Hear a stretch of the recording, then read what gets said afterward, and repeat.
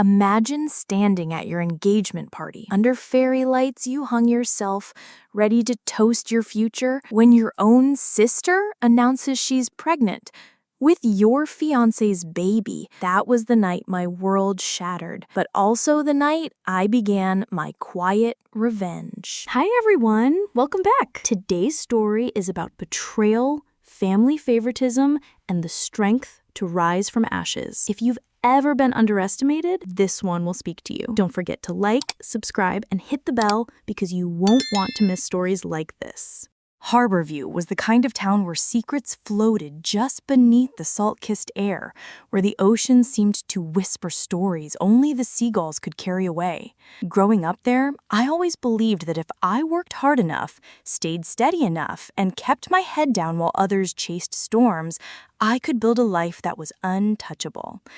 At 29, I thought I'd done exactly that. By day, I was Annie Harper, owner of Seaside Celebrations, the event planning business that had become my pride and joy. My days were spent sketching flower arrangements, testing table layouts, and soothing nervous brides who trusted me to transform their messy dreams into elegant realities. I loved every detail. The ribbon swatches spread across my desk, the scent of fresh hydrangeas arriving early in the morning, the delicate choreography of a wedding timeline. Every event I planned felt like proof that I could turn chaos into beauty. By night, I was Oliver's fiancé. He was sharp, confident, and always dressed as if he were about to close $1 million deal, which in real estate, he often was. People admired him, envied him even. And I thought I was lucky that someone so driven wanted me by his side. When he slipped the diamond ring onto my finger 6 months earlier under a canopy of stars, I believed we were building the kind of love story Harborview would whisper about for generations. That's why the engagement party meant so much. It wasn't just a celebration of us, it was a celebration of the life I thought I had built, steady, enviable, shimmering with promise. I had chosen the beachside venue carefully, strings of fairy lights zigzagging from post to post, casting a golden glow over the waves that curled quietly onto the sand.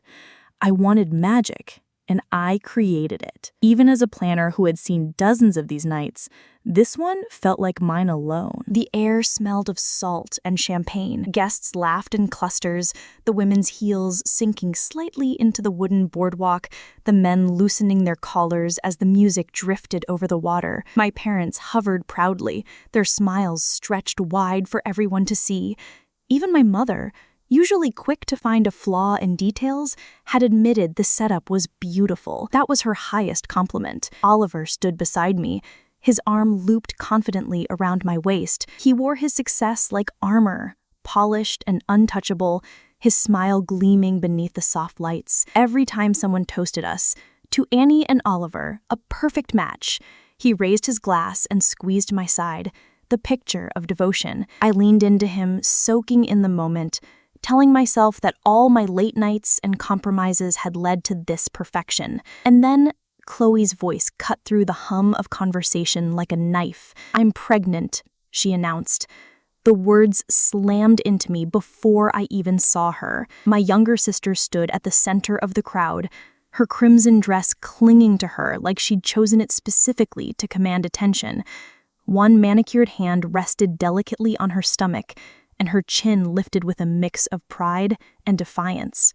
Gasps rippled around the room. Some guests froze mid-toast. Others whispered behind their glasses. The fairy lights seemed harsher now, exposing rather than softening. "It's Oliver's baby," she added, her voice unwavering, her eyes locked on me. The champagne flute in my hand suddenly weighed 100 pounds. My throat burned with bubbles I hadn't swallowed, my heart hammering so loudly I thought everyone could hear it. Still, I didn't drop the glass. Years of keeping my composure in front of demanding clients kept my hands steady, even when my world fractured. Beside me, Oliver's arm slipped from my waist as though gravity itself had rejected the lie. His face strained of color, his jaw tight, his perfect smile collapsing into something pale and broken. He didn't deny it. He didn't speak at all. Khloe's eyes shimmered with rehearsed tears, glistening for maximum effect. I recognized the performance immediately. She had always known how to spin drama into sympathy, chaos into attention, the same girl who had borrowed my car and returned it dented without apology, the same sister who had charmed my clients into side deals and left me to pick up the pieces, the same daughter my parents excused as spirited, while I was expected to be reliable, forgiving, invisible. The silence around me thickened. Guests watched, waiting for my reaction, their curiosity clawing at me. They wanted a scene, tears, screams, a shattered champagne glass on the boardwalk. Instead, I placed the flute gently on the nearest table. The clink of glass against wood echoed like a drumbeat in my ears. "Excuse me," I said, my voice calm, steady, deliberate. My mother was the first to move, stepping forward with panic and pity tangled on her face. "Annie, sweetheart, we need to talk. Khloe's going through a lot." Of course she was. Khloe was always going through something. "She's your sister," my father added, though his eyes flickered toward Khloe, not me. He spoke to soothe her, not to defend me. By then, Khloe was already sobbing into Oliver's chest. My Oliver. His hands hovered awkwardly around her, guilt radiating off him like heat waves. I didn't look at him. I didn't need to see the truth written across his face. I already knew. "I need some air," I said, turning toward the exit. "Annie!" My mother's heels clicked against the wooden planks as she followed me outside. The night air outside was sharp with salt and seaweed, and the sound of waves grew louder as I walked toward my car. "You can't just walk away," she pleaded. "Khloe's pregnant. This changes everything." I paused by my car, keys in hand, the boardwalk creaking beneath me. I turned to her, the ocean's wind lifting my hair. "You're right," I said. "It does." She exhaled, relief flickering in her eyes, certain I was about to bend as I always had. But I wasn't that Annie anymore. "Khloe has you," I said quietly. "She always has." Her lips parted, but I didn't wait for a response. Behind me, Oliver's voice rang out, calling my name, desperate and hollow. I opened the car door. The leather seats smelled faintly of salt and sand, a familiar comfort. My mother's voice cracked against the night, but I didn't turn back. As I drove through Harborview's quiet streets, the town's golden lights blurred into streaks, the ocean scent lingering through my open window. My hands gripped the wheel tightly, but my vision was clear. I knew exactly where I was going. The cliffside cabin, Aunt Clara's cabin, a weathered wooden haven perched above the Atlantic, where I had learned to knead bread and to stand strong in life's storms. Clara had been gone for years, but her wisdom lived on in the journal she left me. That cabin wasn't just a refuge. It was my fortress. When I pulled into the gravel driveway and stepped out, the roar of waves below filled the silence I carried. I walked onto the porch, the wood groaning under my steps, and sank into the old wicker chair. I didn't cry. I didn't scream. I simply stared at the horizon where the sea swallowed the stars, my chest rising with steady breaths. Silence could be a weapon. What no one at that party knew, not Oliver, not Khloe, not even my parents, was that I had seen this coming. Their whispers, their late-night meetings, their carefully avoided eyes, it all added up. I hadn't just suspected, I had prepared. A private investigator was already digging. My savings were already secured in a new account. And Oliver? Days ago, I had convinced him to take a DNA test, spinning some story about insurance paperwork. They thought they had blindsided me, but I was ready. Growing up in Harborview meant that everyone thought they knew the Harper sisters. To the town, we were a story told in two halves. Khloe, the wild spark who lit up rooms, and me, Annie, the dependable shadow who followed behind, cleaning up whatever burned in her wake. Our parents owned the Lobster Net, the local seafood restaurant that had been in our family for 3 generations. Its sign, red letters painted over weathered driftwood, hung proudly above the door, and inside, the scent of fried clams and lobster bisque clung to the walls. It wasn't glamorous, but it was ours. From the time I could reach the counter, I was working, clearing tables, writing down orders, balancing books when Dad grew tired of numbers. Khloe, she floated in and out like a guest star. She was the daughter everyone wanted to see, with her easy laugh and sparkling eyes. If she spilled a tray of chowder, customers chuckled and told her not to worry. If I dropped a plate, I earned a lecture about responsibility. If she was late for a shift, my parents sighed that Khloe's just finding herself. If I missed a day, it was a mark against my reliability. "Annie, you're steady as a lighthouse," Dad would say, clapping me on the shoulder. "Khloe's the wave, wild, unpredictable, beautiful. A lighthouse keeps people safe. A wave destroys everything in its path." But in our house, the wave was celebrated, while the lighthouse was taken for granted.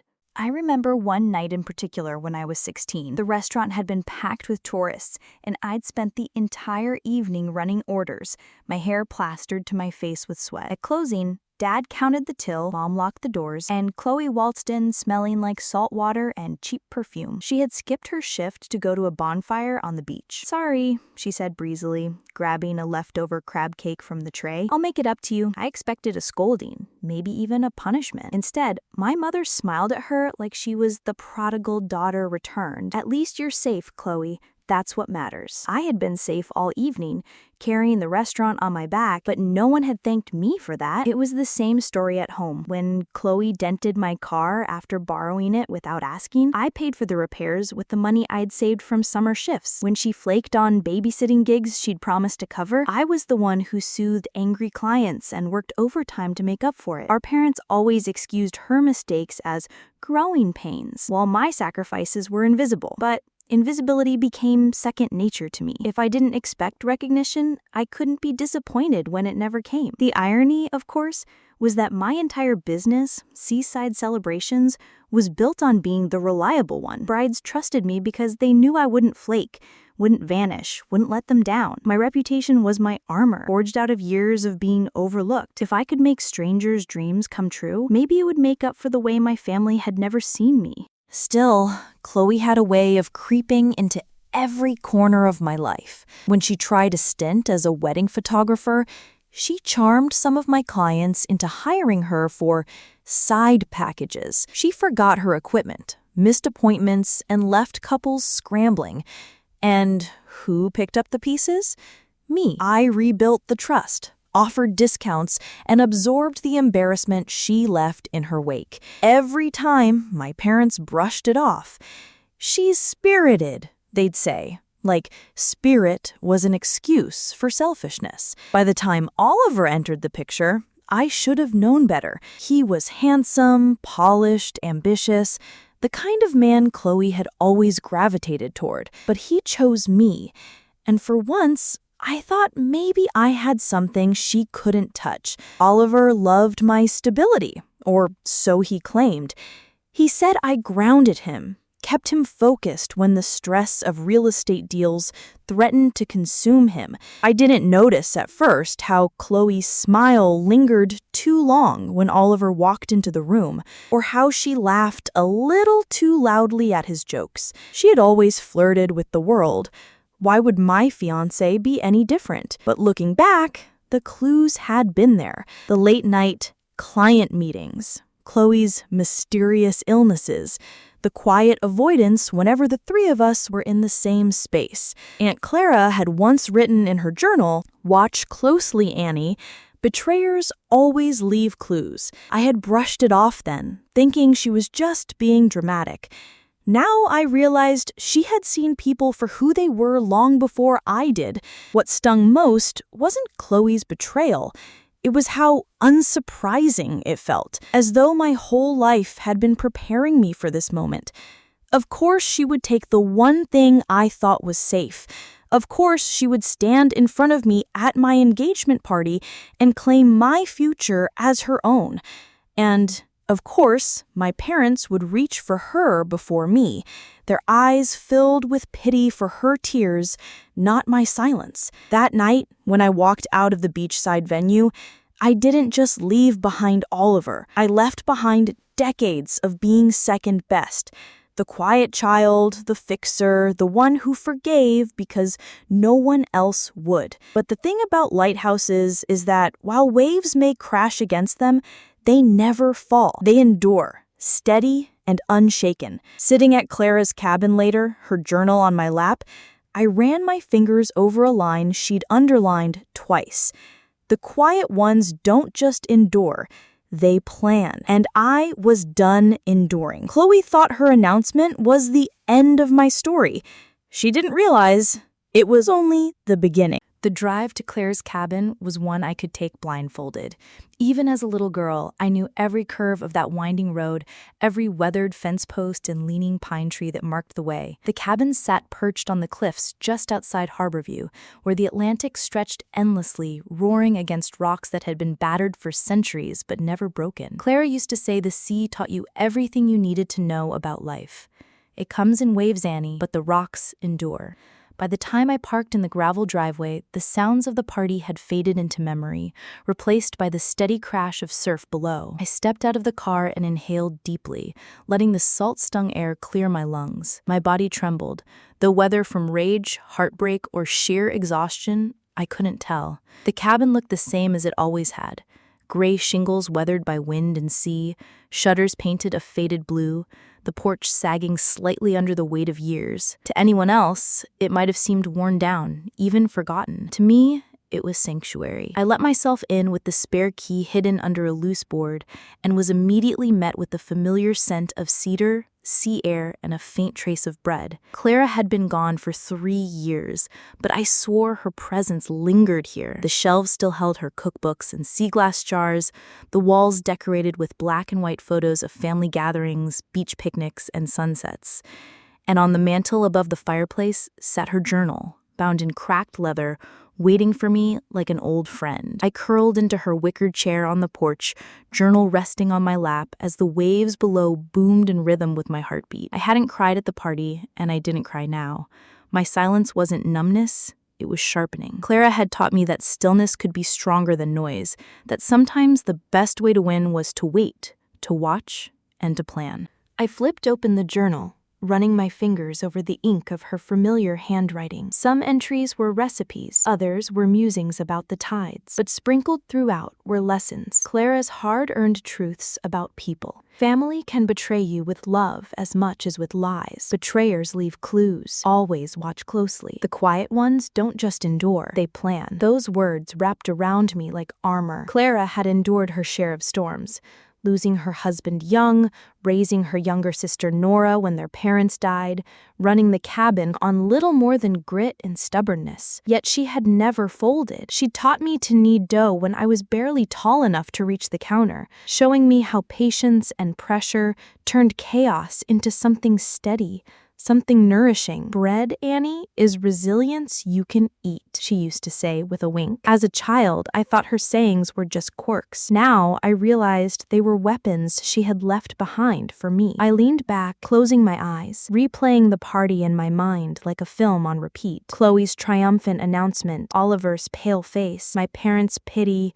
not for me, but for her. The humiliation that had threatened to suffocate me. I could have crumbled then, could have screamed and given the town the spectacle it was waiting for. Instead, I had walked away, and that choice was my first victory. Because while they thought I was broken, I was already steps ahead. Weeks before, the suspicion had started as a whisper I couldn't ignore. Oliver's late nights, his phone buzzing with messages he never explained, Khloe's sudden illnesses that always seemed to align with his absences. It was too neat, too rehearsed. I had seen enough weddings to know when someone was hiding something. The way they avoided my eyes told me all I needed to know. But suspicion wasn't enough. I needed proof. That's when I hired Rye.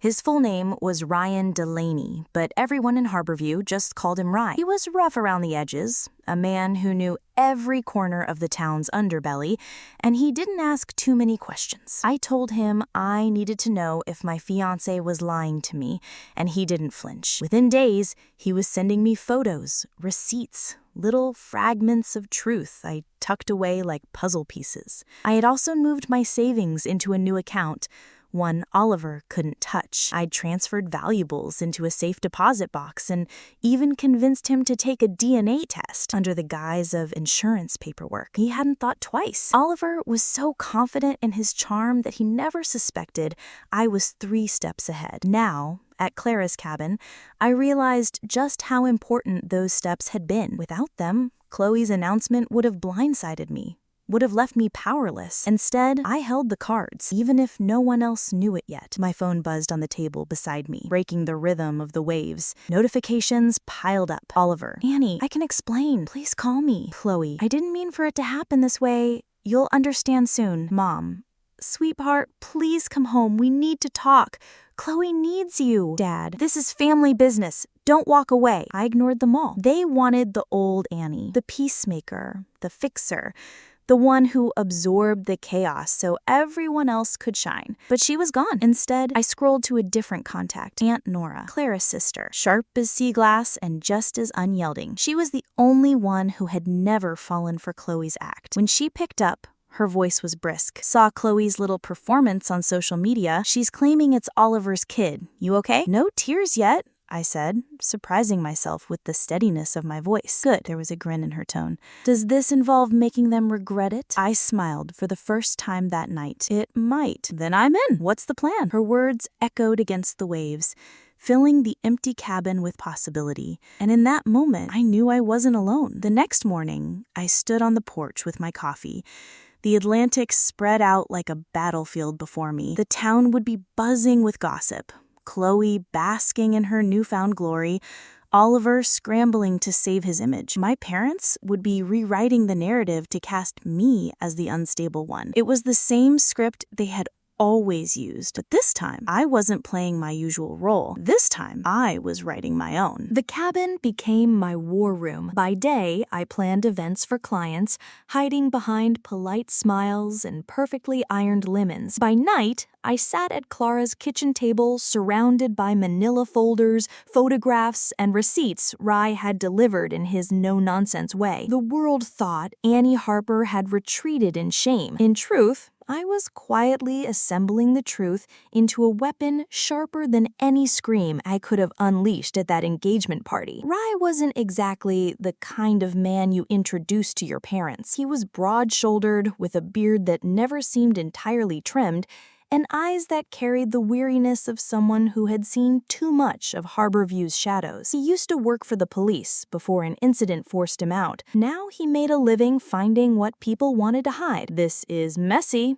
he said one foggy morning, sliding a stack of photographs across the table. "But then again, they never thought you'd be looking." I pulled the stack toward me, my hands steady despite the storm churning inside. The first photo was of Khloe leaving a dingy motel on the outskirts of town, her hair tied in a bun, sunglasses covering half her face. The timestamp printed on the corner was just weeks before my engagement party. The second photo made my stomach tighten. It was Khloe again, but this time she wasn't alone. Tyler, her ex, tall, careless, with the kind of grin that got him into trouble as often as it got him out of it. He had vanished from Harborview months earlier, claiming he was chasing work in another state. Clearly, he'd had unfinished business before he left. Caught them together 3 times, Rye said, tapping the photo with a calloused finger. Hotel receipts back it up. Same room, different nights. I set the photo down carefully, lining it up with the receipts Rye had clipped to the folder. Credit card charges, dates, and times, all aligned. My sister, the self-proclaimed glowing mother-to-be, hadn't been faithful to anyone. Not to me, not to Oliver, not even to the illusion she'd tried to sell. "What about Oliver?" I asked, though part of me already knew. Rye smirked humorlessly and pulled another envelope from his bag. Inside were receipts from restaurants, bars, and late-night lounges that Oliver had claimed were client meetings. I recognized the names of places. Dim-lit venues where deals were struck in hushed tones over whiskey. But some of the signatures on the bills weren't his. They were Khloe's. And then came the final blow. A copy of the fertility clinic invoice, neatly itemized, with Khloe's name printed at the top. The date was just after Oliver had proposed to me. "She paid for treatments with Tyler?" Rye explained. "Looks like she tried to lock him in before he bolted." My guess? When he ran, she saw an opportunity to make Oliver the replacement. I swallowed hard, the pieces slotting into place with sickening clarity. It wasn't just betrayal, it was strategy. Khloe hadn't simply stolen my fiancé in a fit of passion. She had orchestrated it, weaving lies into a safety net for herself, expecting me to fall silently into the void. What about Oliver? I asked, though part of me already knew. Rye shook his head. If he did, he wouldn't have agreed to that DNA test you pushed on him. I let out a slow breath. I'd almost forgotten about the test. Tucked safely away in a lab system, results pending. That piece alone would be enough to detonate the lie Khloe had built. You've been quiet, Rye said, leaning back in his chair. Most people would be yelling, throwing things. You're just steady. I thought of Clara's journal, her words inked on the page like a roadmap. The quiet ones don't just endure, they plan. I'm saving my voice, I said softly, for the right moment. Rye studied me for a long time before nodding. Fair enough? Just don't wait too long. Harborview loves gossip, but their attention span is short. You want impact? You strike when they least expect it. I tucked the photos and receipts back into the folder, my mind already racing. Timing was everything. If I revealed the truth too soon, it would be dismissed as bitterness. Too late, and the damage Khloe caused would be permanent. No, this needed to land like a tidal wave. Swift, undeniable, and devastating. For now, I let the town keep whispering. I overheard snippets at the market, felt the stares when I walked down the street. Poor Annie couldn't handle it. Khloe's just stepping into her happiness. It stung, but it also gave me cover. The more they believed I was broken, the more powerful my silence became. At night, Nora visited the cabin, her sharp eyes scanning the evidence with grim satisfaction. She had always distrusted Khloe, had seen through her crocodile tears when no one else could. She sabotaged my library fundraiser once, told everyone it was canceled so she could throw a beach party. Your parents called it youthful spirit. I called it what it was, selfish. I smirked faintly. Now she's telling everyone I'm unstable, Nora snorted. Projection. She's the one unhinged enough to fake a family. Her presence was a comfort. Where my parents had always excused Khloe, Nora saw her clearly. She didn't coddle me either. She reminded me that revenge wasn't just about exposing the truth, it was about reclaiming control. Don't just tear her down, she told me. Build something better in the rubble. Her words lodged in my chest, echoing late into the night as I spread Rye's evidence across the kitchen table. Each receipt, each photo, each medical invoice was a brick in the foundation of a plan that would not only shatter Khloe's illusion, but also free me from the cage my family had built around me. The final piece came one fog-draped morning when my phone buzzed with a loud notification. The DNA test results were ready. My stomach tightened as I logged into the secure portal. Lines of text and percentages filled the screen. The conclusion bold and undeniable. Oliver Harper, not the biological father. I sat back in the wicker chair, staring at the waves crashing below. The evidence was complete. Proof of infidelity, proof of deception, proof that the life Khloe had tried to steal from me was built on lies. Now, all that remained was deciding how and when to use it. As the tide surged against the rocks, I felt a steadiness wash over me. They thought they had broken me, but I wasn't broken. I was waiting, and when the time came, Harborview would see just how dangerous silence could be. If Harborview had a second official currency after lobster and chowder, it was gossip. News in our town didn't just travel, it raced. Stories moved faster than the tides, curling through boardwalk shops, pouring out of coffee houses, whispered across pews at Sunday service. By the week after my engagement party, the tale of Annie Harper's humiliation had grown legs, wings, and teeth. I felt the weight of it whenever I walked through town. The conversations that stopped mid-sentence when I entered a store, the sympathetic glances from strangers who had never spoken to me before, the way my phone buzzed with "just checking in" messages from acquaintances who wanted nothing more than the thrill of hearing the drama from my own lips. Poor Annie, the whisper said, had a breakdown after her sister stole her fiancé. Khloe's stepping up, though. At least she'll have Oliver to take care of her. It amazed me how quickly the narrative shifted, how smoothly people rewrote the story to cast me as the fragile one and Khloe as the glowing heroine. Harborview had always adored her sparkle, and now she had a ready-made tragedy to showcase. A baby, a broken family, a future she claimed to be bravely embracing. Khloe didn't waste the opportunity. Within days, she and Oliver were parading their new relationship like royalty, holding hands on the boardwalk, sipping lattes at the Pier Cafe, occupying the very spaces Oliver and I used to share. She posted photos online of their dinners at the Lobster Net, my parents' smiles hovering in the background like stage props. Family first, one caption read, paired with a photo of her cradling her stomach, Oliver's arm around her. The comments flooded in. So happy for you, Khloe. Oliver's lucky to have you both. New beginnings. Each post was a blade, sharp and deliberate. But I didn't bleed. Not visibly. I let her spin her story, let her soak in the attention, while I remained silent. Silence gave people room to underestimate me. At the market, I overheard two women by the produce stand. "She's not even showing yet," one whispered. "But did you see that red dress she wore at the party? Bold choice. Maybe Annie just wasn't cut out for marriage. Khloe's always been the confident one." I pretended to study the tomatoes, my hands calm, though inside I felt the heat rise. They had no idea. They hadn't seen the receipts tucked into my drawer at the cabin, hadn't read the fertility treatment invoices or the DNA test results that screamed the truth. They believed the performance because that was all Khloe ever gave them. An endless act designed to keep the spotlight fixed squarely on her. Even my parents leaned into the script. One afternoon, my mother called me from the restaurant. "Annie, sweetheart, you should come by this weekend. We're hosting a little gathering for Khloe and Oliver, a celebration of family." Family. The word tasted bitter. They hadn't called it that when it was my engagement party. Then it had been a polite affair, respectable and restrained.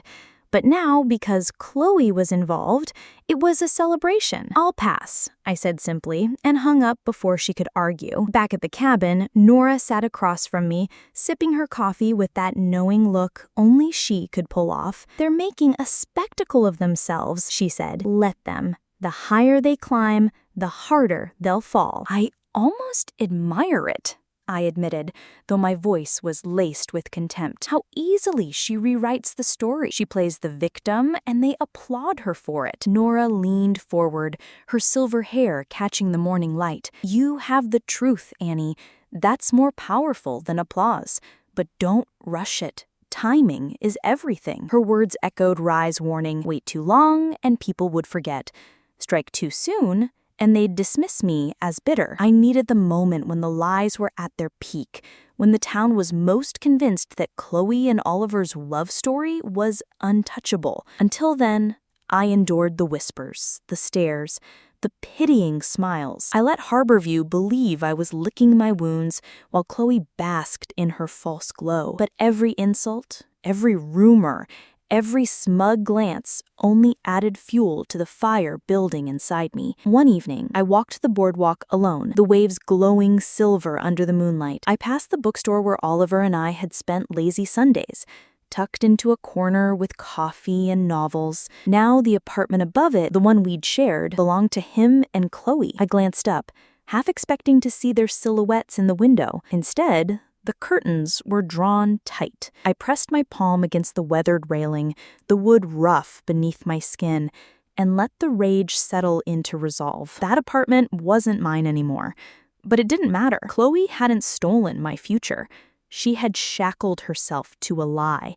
And lies never last. At the cabin, I laid out Rye's evidence again, spreading it across the table like puzzle pieces. Hotel receipts, photos of Khloe and Tyler, fertility clinic invoices, and now the DNA results, the keystone of the entire structure. Oliver wasn't the father. Tyler was. The truth wasn't just damning, it was undeniable. The challenge was no longer gathering proof, it was deciding how to reveal it in a way that would leave no room for spin, no chance for Khloe to twist the story into another act of victimhood. I thought of Clara's journal, her steady hand scrawling lessons across the pages. "Truth is patient, Annie. Let it ripen before you serve it." So I waited, and as I waited, Khloe's performances grew bolder. A week later, I saw a flyer tacked to the corkboard outside the grocery store. Engagement celebration, Khloe and Oliver, hosted at the Lobster Net, my parents' restaurant, the same place where Oliver had proposed to me under strings of fairy lights, the same stage where my family had once celebrated me. Now it was being used to erase me completely. When I showed Nora the flyer, she let out a sharp laugh. "Perfect," she said. "They're writing the script for you. All you have to do is turn the page." I tucked the flyer into Clara's journal, the irony almost poetic. Khloe thought the lobster net would be her crowning moment, proof that she had won. But for me, it was the perfect battlefield, because if Khloe wanted an audience, I would give her one, and this time they would see the truth. The lobster net had always been a second home to me, though rarely by choice. I grew up wiping down its sticky wooden tables, balancing trays of clam chowder bowls larger than my arms, and counting tips in the back office while my parents praised Khloe for some minor charm she'd flashed at the customers. For years, the restaurant had symbolized duty. Now, it was about to become my stage. The night of Khloe and Oliver's engagement celebration, Harborview glowed with the kind of smug anticipation only gossip could generate.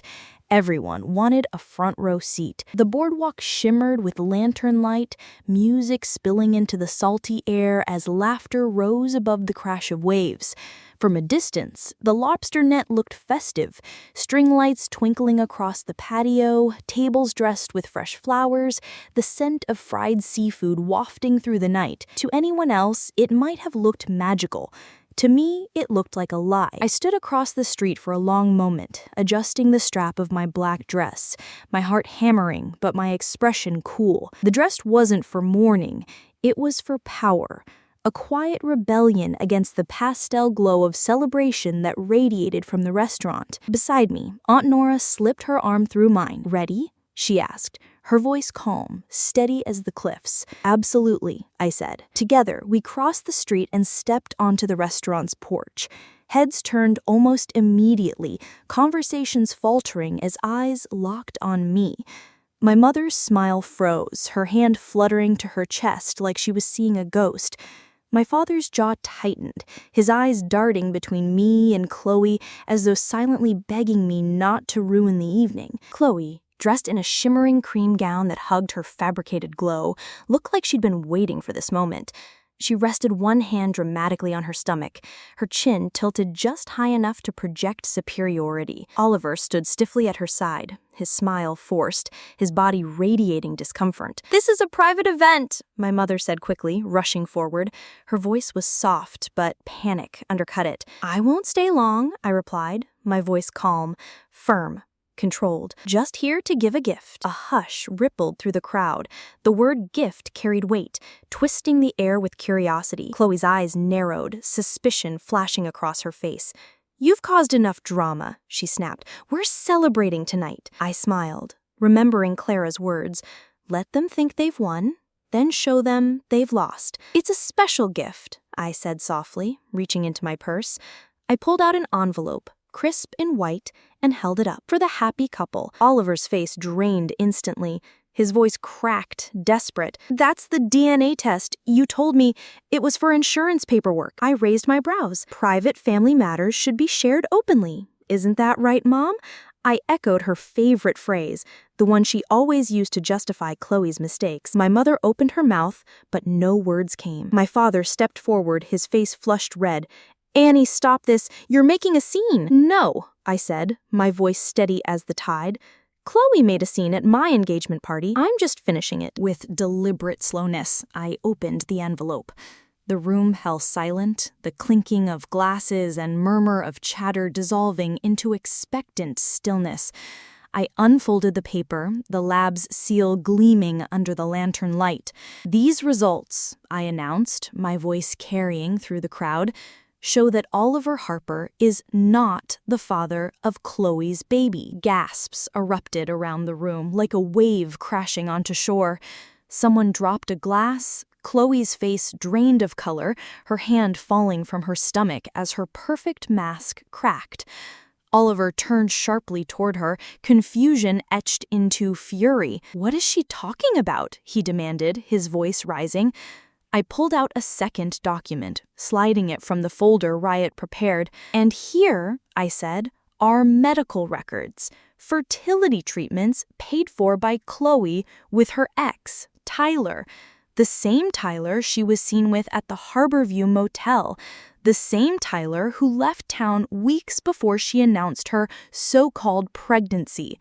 I handed the folder to Nora, who set it on the nearest table, where curious eyes immediately leaned forward to examine it. Khloe's tears came then, her go-to move. "I was scared. Tyler left me, and I thought Oliver would love me." Her sobs broke the air, but I wasn't swayed. I had seen this act too many times before. "You thought you could steal my fiancé, lie about the baby, and have our parents clean it up?" I turned toward my parents, who stood frozen, my mother clutching a napkin like it might anchor her. "And you let her. You believed her without question. Like always." "We didn't know," my mother whispered, her voice trembling. "You didn't want to know," I corrected. My gaze locked on hers, unwavering. "You never do with Khloe." The weight of truth settled like fog, heavy and suffocating. The crowd shifted uncomfortably, some whispering, others staring at Khloe with wide, condemning eyes. Oliver staggered back, shaking his head. "You lied to me," he spat, his voice sharp, cutting. "About everything." His voice broke on the last word. Then, without another glance, he stormed out of the restaurant, the door slamming behind him. Khloe sobbed harder, but this time no one rushed to her side, not even my parents. The silence around her was louder than any sympathy. Nora stepped forward, her heels clicking against the hardwood floor. She gave me a subtle nod, her eyes gleaming with pride. "Think this party's done?" she said loud enough for everyone to hear. Without waiting for an answer, she looped her arm through mine, and together, we walked out. The ocean's roar rose behind us as though cheering me on. For the first time in years, I didn't feel like Harborview's shadow. I felt like its storm. But even as the night air wrapped around me, I knew this wasn't the end. The DNA test and receipts were only the beginning. The fallout from this night would spread through Harborview like wildfire, burning away illusions and exposing the rot that had been festering for years. And I was ready for it. The morning after the lobster net confrontation, Harborview felt different. The air was the same, salt-heavy, tinged with seaweed and brine, but the whispers had shifted.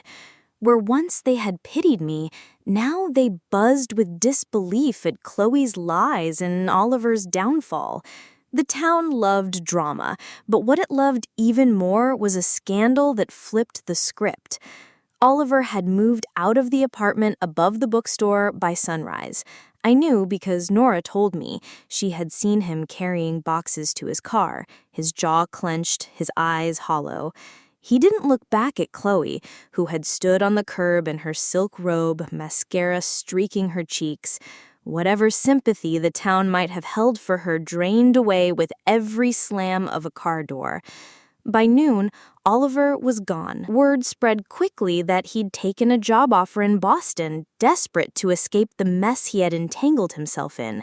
For someone who thrived on image, Harborview had become unlivable. The golden couple had dissolved overnight, their shine revealed as nothing more than cheap foil. Khloe, on the other hand, wasn't so lucky. She couldn't run. Harborview was her stage, and she had no other audience to perform for. By the end of the week, her social media posts slowed. The captions no longer triumphant, but defensive. "People don't know the whole story," she wrote beneath a photo of herself at the pier. The comments told a different tale. "You lied, Khloe. What about Tyler? How could you do this to your sister?" For the first time, Harborview wasn't applauding her act, it was booing. I thought I might feel triumphant watching her unravel, but what I felt was something quieter.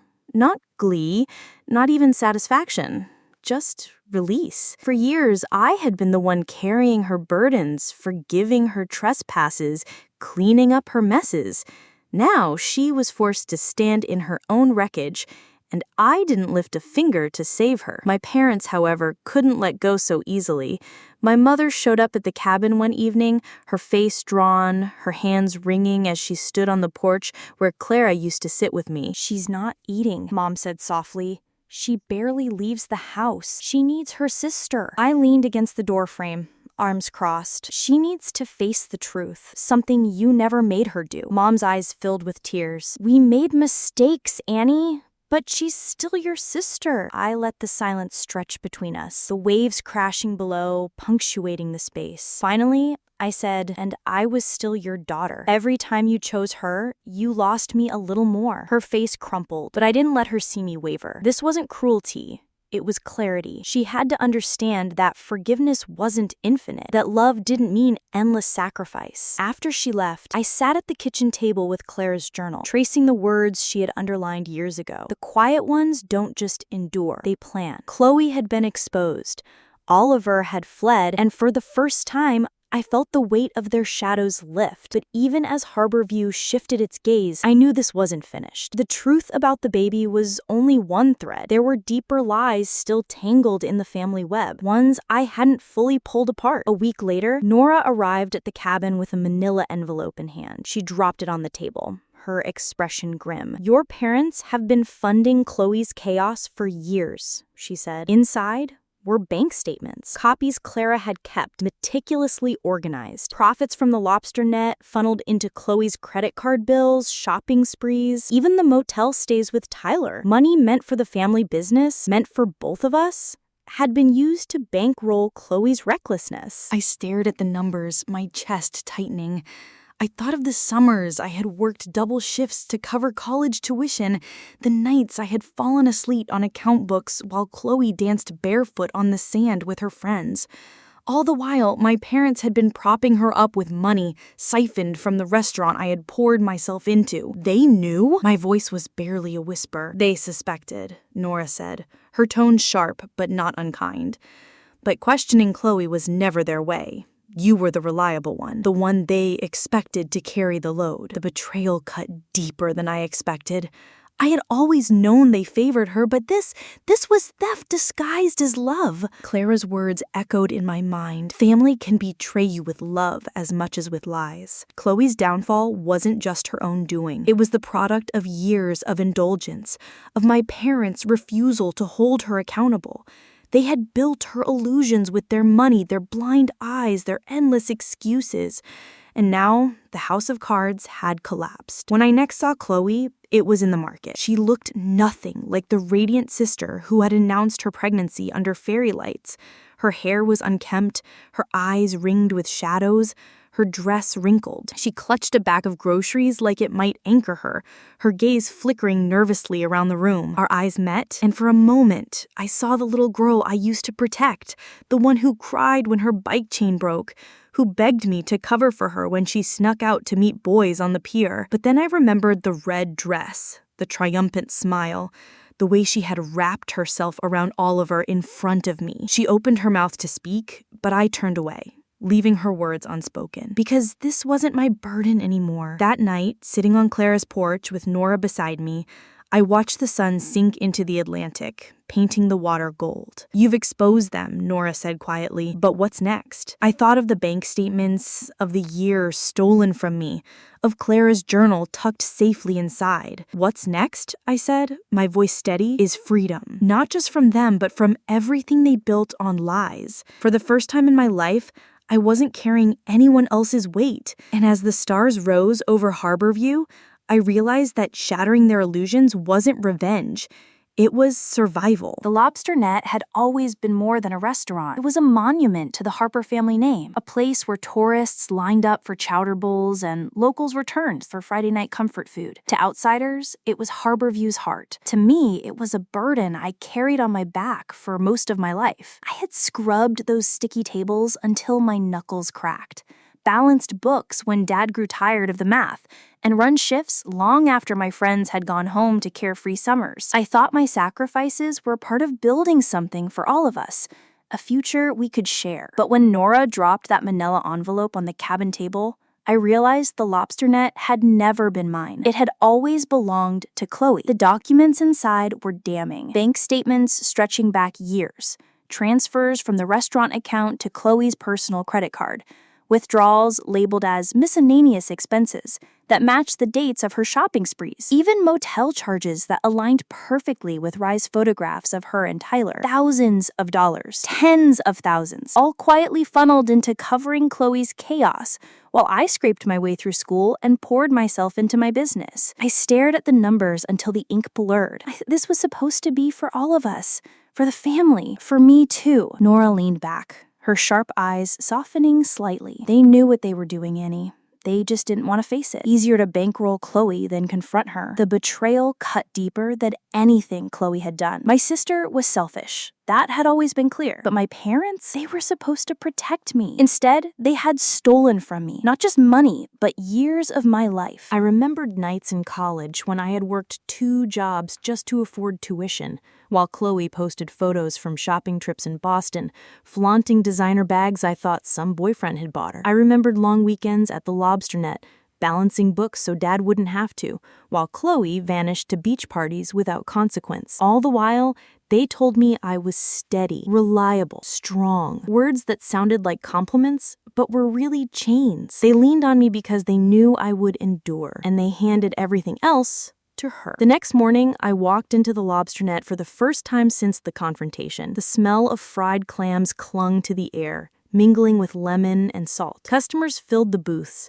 chatting as though nothing had changed, though I felt eyes follow me the moment I stepped inside. My father was behind the counter, wiping it down with deliberate precision. My mother emerged from the kitchen, her smile faltering when she saw me. "Annie," she said, her voice hopeful, like maybe I had come back to patch things up. "It's good to see you." I placed the manila envelope on the counter between us. "We need to talk." Dad's hands stilled. He glanced at the folder, then at me, his expression carefully guarded. "What is this?" "The truth," I said simply. Mom's hand fluttered to her chest. "Annie, please." I opened the folder, sliding out the statements. "This is where the restaurant's money has gone. To Khloe. To her credit cards. To her motel bills with Tyler. You've been stealing from the business for years to cover her mess." My father's face reddened. "It wasn't stealing. It was family." "No," I said sharply, my voice cutting through the restaurant's hum. A few customers glanced over curiously, but I didn't care. Family doesn't drain one child to feed another. Family doesn't let one daughter break herself to build while the other destroys everything in her path. My mother's eyes filled with tears. "We were trying to protect her. She's fragile." "And I wasn't." My voice rose, steady but fierce. "I worked myself to the bone for this restaurant, for this family, while you funneled money to her behind my back. You told me to be proud of being reliable, but all it meant was that you knew you could bleed me dry without complaint." The silence in the restaurant was deafening. My parents stared at me like they were seeing me for the first time, not as the steady daughter, not as the fixer, but as someone who had finally reached her breaking point. "I'm done," I said, sliding the folder back into the envelope. "I'm selling my share of the Lobster Net. It's not my legacy anymore. It's Khloe's, and you can keep cleaning up after her for the rest of your lives." My father's jaw tightened. "Don't do this, Annie. This place is part of you." "No," I said, shaking my head. "It's part of who you made me, but it's not who I am anymore." I turned and walked out, the sound of the waves on the boardwalk louder than their silence behind me. For the first time in my life, I wasn't carrying their weight. Back at the cabin, I pulled out Clara's journal. I flipped to a page I had read a dozen times, but now the words burned brighter than ever. The truth always finds a way. Clara had known. She had seen what I couldn't admit, that my family wasn't just flawed, they were complicit. They had built Khloe's illusions on my back, on my sacrifices, and called it love. That evening, I sat with Nora on the porch as the sun bled into the horizon. "I sold my share," I told her. She nodded, unsurprised. "Good. Cut the anchor before it drags you under." What if it was all for nothing? All those years. Nora reached over, resting her hand on mine. "It wasn't for nothing. It made you who you are. And now you get to decide who you'll be without them." The sea roared below, steady and endless. For the first time, I let myself imagine a life that wasn't tethered to Khloe, to Oliver, or even to my parents. A life that was mine, alone. And in that moment, I knew the lobster net hadn't been my legacy. Clara's cabin was. Her journal was. The strength she had instilled in me was. And I was finally ready to build something of my own. The day Nora arrived with the manila envelope, the fog rolled off the Atlantic like a curtain being drawn. The cabin felt suspended between past and future. Salt-silvered light in the kitchen, the clock ticking with calm indifference. Clara's journal resting open to a page where she'd underlined a single sentence. The truth always finds a way. Nora set the envelope on the table with a thud that sounded heavier than paper. Safety deposit box, she said. Clara left instructions for me to hand this to you when they pushed you too far. Her eyes softened. She knew the day might come. My hands weren't shaking, but my breath was shallow as I slid my thumb under the clasp and lifted the flap. Inside, a neat stack of documents tied with twine, a smaller velvet pouch, and on top, a letter written in Clara's firm, seaside script. My dearest Annie, if you are opening this, it means the tide has turned and you're standing on your own rock. I am sorry you needed this. I am grateful you found your spine before you lost your heart. I read it twice before I went on. The documents beneath were ordered like a compass, a copy of Clara's will, a notarized trust agreement in my name, and a ledger. A meticulous record that made my throat go tight. The trust had been established years ago for Annie's wedding and first home, Clara had written, or whatever dream demands good timber and strong mortar. It was not a fortune, but it was the difference between clinging to shore and setting a sail. The ledger, though, that was the undertow. Each page detailed temporary advances Clara had given my parents over the years. Dates, amounts, notations in the margins that could have doubled as prayers. For Khloe's balance again, promised to repay after tourist season. Annie should not bear this. The numbers marched down the columns.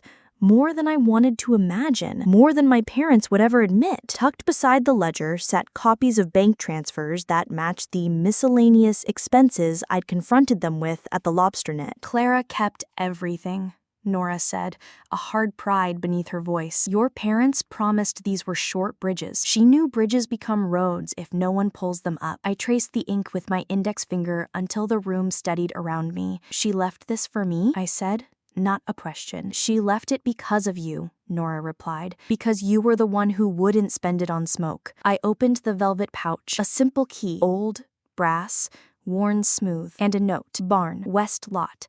Deed recorded. When you are ready to build, start here. My head snapped up. She bought land? Nora smiled. A flash of the daring I'd always loved in her. Clara never invested in people who didn't invest in themselves. She saw what you were making at seaside celebrations. She saw what you were propping up at the lobster net. She wanted the scale to tip toward you. For a long breath, the only sound was the sea grinding at the cliffs. I felt the weight of years. The late nights, the invisible sacrifices, the practiced silence that had passed for love in our family, lift like fog in sun. This was not charity. This was recognition. This was someone writing my name on a future and saying, take it. What now? I asked. And it wasn't the small question it used to be. Now we formalize, Nora said. Your sale at the restaurant is already in motion. We'll ask your lawyer to send a packet, copies of Clara's ledger and transfers, a full accounting request, and a settlement letter that closes the books clean. No more siphons, no more miscellaneous. They don't get to rewrite this where dollars are concerned. It was the only language my parents had listened to on my sister's behalf. Maybe it was time they heard it for me. We met at the cabin the next morning with Rye, who traded his usual sardonic grin for a respectful nod when I slid the trust across the table. Nice wind in your sails, he said. Let me know if they try to stall. My attorney drafted the letter as cleanly as a knife's edge. An enclosure of Clara's ledger, copies of relevant bank movements, a proposed settlement that acknowledged the advances had subsidized Khloe's personal debts and were not to be clawed from my sale proceeds. It was not a threat. It did not need to be. It was math in black ink. The courier took the envelope away, and with it went a piece of my fear. I'd once believed that for truth to count, it had to explode in a room full of witnesses. But there is a quieter kind of truth. Documents, signatures, sums, that forces people to live in daylight even after the audience goes home. 2 days later, my father called. He didn't start with hello. He didn't start with excuses. He started with a sound, an exhale that had nowhere left to go. "What do you want from us, Annie?" I stared out the window at the white bite of foam gnawing at rock. "Nothing," I said, and I meant it. I didn't want restitution. I didn't want performative apologies.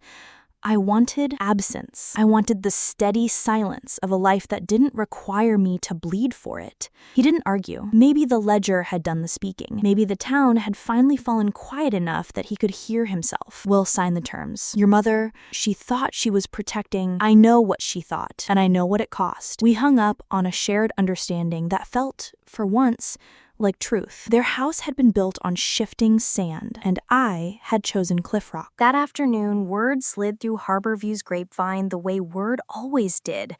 Khloe had moved back into my parents' house. Tyler wasn't in the picture. Oliver was gone. The lobster net was limping through the week with forced smiles and thinner crowds.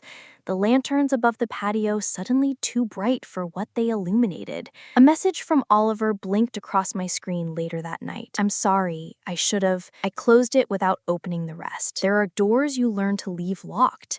Not from spite, but from respect for the person you are on the other side. Nora poured 2 coffees and took the chair across from me. "How does it feel?" "Like a tide turned." I slipped Clara's key into my palm and felt its weight. "Like I'm done asking the sea to be kinder. I'll build where it can't reach." She tapped the trust document with 1 finger. "And you'll build something, Annie. Not just a life away from them, something toward you." We spread a map of the west lot on the table, the paper smelling faintly of dust and sun.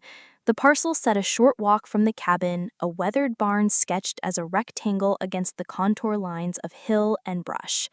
I could see it without seeing it. Doors thrown open to salt air, driftwood benches, a string of lights like fallen constellations, vows rising above waves, laughter braided with the hush of tide. A haven for promises kept. Clara's voice rose in me the way wind lifts a kite. "Create joy, Annie. That's your power." I picked up a pencil and began marking the page. An arbor here, a kitchen wing there, a dressing suite carved from the old loft. Not an escape plan. Not anymore. A blueprint. Before bed, I tucked Clara's letter into her journal and slid both into the top drawer of the old writing desk. The key I kept in my pocket. Some things are better felt against the body until they become part of its belonging. At dawn, I walked the path toward the west lot. The air held that bright, metallic scent it gets before a clear day. The barn stood where the map promised it would. Gray as gull wings, bored gaps like scars that told the truth about weather. I laid my palm against the wood and felt the latent heat of yesterday's sun. "I see you," I whispered. "I know what you can be." Behind me, the sea kept doing its one honest thing. It came in, it went out. It reminded me that erosion and carving are the same motion seen from different distances. On my way back to the cabin, my phone vibrated once. An email from my attorney. Settlement signed. Funds released pursuant to your sale. A second email followed. Trust assets confirmed. A third. Deed copy attached. West lot, barn. I laughed, sudden and free, the sound startling a gull from the fence post. The world didn't change color. The town didn't kneel. My parents didn't become people they had never been. But the ground under my feet was mine. By evening, Nora and I were at the kitchen table with a measuring tape and a legal pad. We argued amiably about floor plans, about whether vows should face the sea or the sky. Outside, the horizon burned down to coal and then to nothing, the stars emerging like pinholes through cloth. When the lights were off and the cabin's quiet gathered around me, I held Clara's letter under my chin and read the last lines again. "If they have taken, let them reckon with their hunger. You feed the world with what you bake from your own hands. That is a kind of justice the sea understands." I slid the letter away and lay very still, the boards creaking softly like an old friend shifting in sleep. Tomorrow, I would call the carpenter. Tomorrow, I would order timber, price fixtures, sketch schedules, and put my name on permits. Tomorrow, I would begin. Tonight, I whispered thank yous into the dark. To Clara for her ledger, to Nora for her steel, to the younger version of me who had learned to hold silence without breaking, and to the sea for teaching the simplest truth: the rocks endure.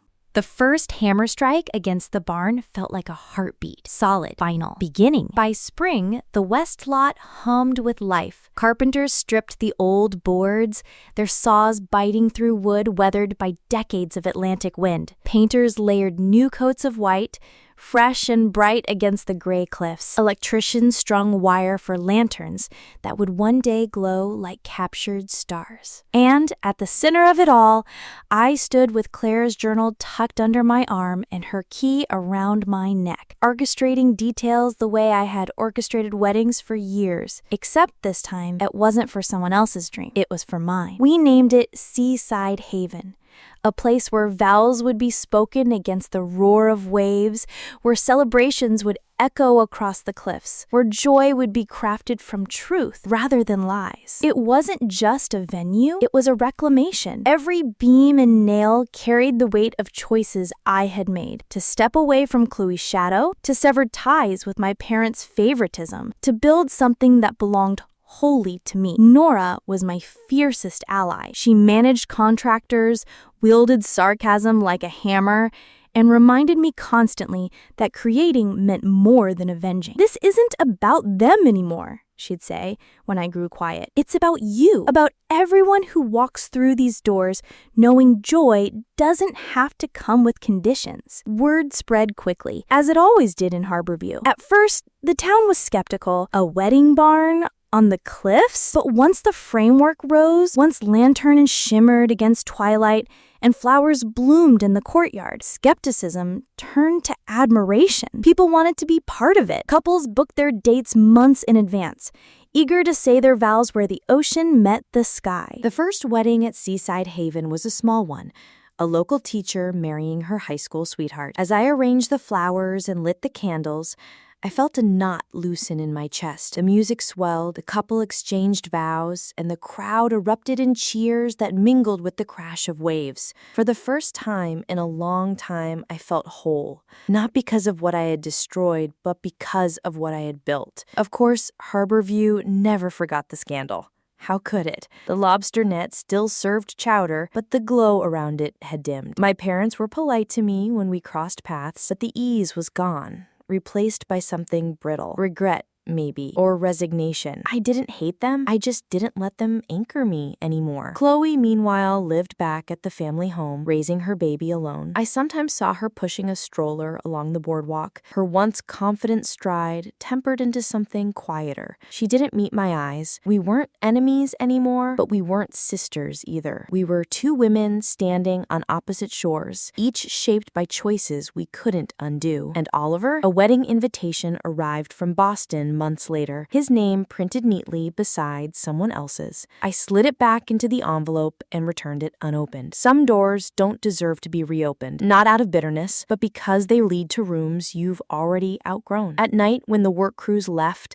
and the haven stood quiet, I'd sit on the porch of the cabin with Claire's journal open in my lap. The lanterns across the lot glowed faintly, waiting for laughter and love to fill them again. And I'd think about her words. "Create joy, Annie. That's your power." She had been right. Revenge had lit the fire, but creation was what kept me warm. One evening, as the sun bled gold across the Atlantic, I gathered the last of the evidence: Rye's photos, the DNA results, the fertility invoices, and tucked them into a drawer in my office. Not as a wound, not as a weapon, just as proof. Proof that I had survived, that I had risen. Nora watched me slide the drawer shut and smiled. "Feels good, doesn't it, to let it rest?" I nodded. It's not my story anymore. Seaside Haven's story was different. Every wedding I planned there felt like a small rebellion against the night Khloe had tried to rewrite my life. Each bride who walked down the aisle reminded me that joy could be honest. Each laugh, each dance,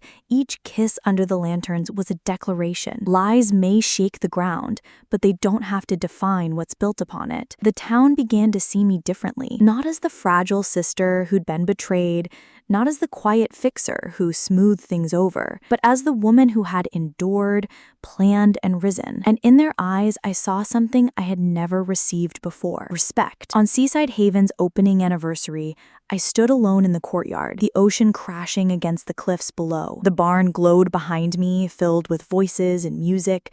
But I stayed outside, breathing in the salt and the wind. I wasn't the same woman who had stood under fairy lights with a champagne flute in her hand, blindsided by betrayal. That woman had learned the hard way that silence could be a weapon, and that preparation was a shield. I wasn't the same daughter who had accepted being second best. That daughter had finally laid down the weight her parents had asked her to carry. I was Annie Harper, creator of Seaside Haven, keeper of Clara's legacy, survivor of betrayal, and architect of my own freedom. The ocean roared below like it was cheering, like it understood. And for the first time, I roared back, silent in my heart, steady in my bones, endless as the sea.